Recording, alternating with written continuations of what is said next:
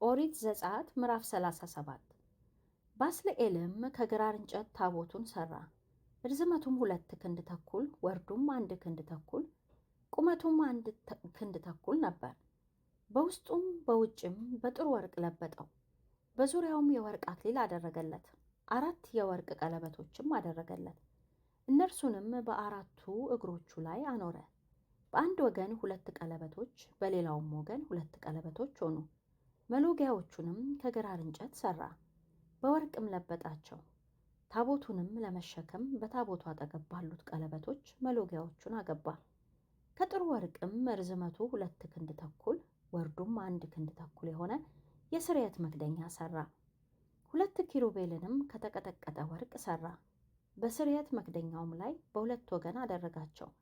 ከስርየት መክደኛውም ጋር አንዱን ኪሩብ በአንድ ወገን ሁለተኛውንም ኪሩብ በሌላ ወገን አድርጎ በአንድ ላይ ሰራቸው።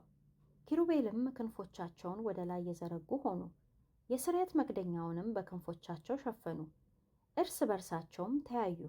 የኪሩቤልም ፊቶቻቸው ወደ መክደኛው ተመለከቱ። ርዝመቱ 2 ክንድ ወርዱም 1 ክንድ ቁመቱም 1 ክንድ ተኩል የሆነውን ገበታ ከግራር እንጨት ሰራ፣ በጥሩም ወርቅ ለበጠው። በዙሪያውም የወርቅ አክሊል አደረገለት።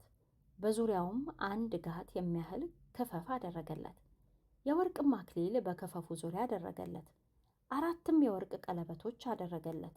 ቀለበቶቹንም 4 እግሮች ባሉበት በአራቱ ማዕዘኖች አደረገ። ገበታውንም ለመሸከም መሎጊያዎቹ እንዲሰኩባቸው ቀለበቶች በክፈፉ አቅራቢያ ነበሩ። ገበታውንም ይሸከሙባቸው ዘንድ መሎጊያዎቹን ከግራር እንጨት ሰርቶ በወርቅ ለበጣቸው። ለማፍሰሻም የሚሆኑ ዘንድ በገበታው ላይ የሚኖሩትን ዕቃዎች፣ ወጭቶችና ጭልፋዎችን፣ ጽዋዎቹንም መቅጃዎቹንም ከጥሩ ወርቅ አደረጋቸው። መቅረዙንም ከጥሩ ወርቅ አደረገ። መቅረዙንም ከእግሩና ከአገዳው ጋር በተቀረጸ ሥራ አደረገ። ጽዋዎቹን፣ ጉብጉቦቹን፣ አበቦቹን ከዚያው በአንድነት አደረገ። በስተጎኑም 6 ቅርንጫፎች ወጡለት።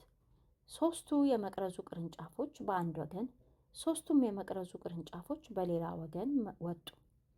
በአንደኛው ቅርንጫፍ ጉብጉብና አበባውን፣ 3 የለውዝ አበባ የሚመስሉትን ጽዋዎች፣ በሁለተኛውም ቅርንጫፍ ጉብጉብና አበባውን፣ 3 የለውዝ አበባ የሚመስሉትን ጽዋዎች እንዲሁም ከመቅረዙ ለወጡ ለ6ቱ ቅርንጫፎች አደረገ። በመቅረዙም ጉብጉቦችንና አበቦችን 4 የለውዝ አበባ የሚመስሉትን ጽዋዎች አደረገ።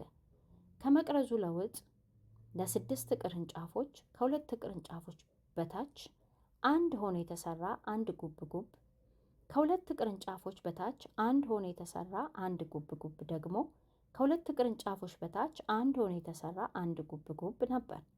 ጉብጉቦቹና ቅርንጫፎቹም ከእርሱ ጋር አንድ ነበሩ። ሁሉም አንድ ሆኖ የተቀረጸ ከጥሩ ወርቅ ተሰርቶ ነበር።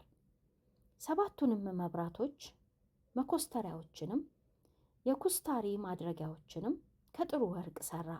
መቅረዙንም ዕቃውንም ሁሉ ከአንድ መክሊት ጥሩ ወርቅ አደረገ። የዕጣን መሠዊያ ከግራር እንጨት ሰራ። ርዝመቱ 1 ክንድ ስፋቱም 1 ክንድ 4 ማዕዘን ነበረ። ከፍታውም 2 ክንድ ነበረ።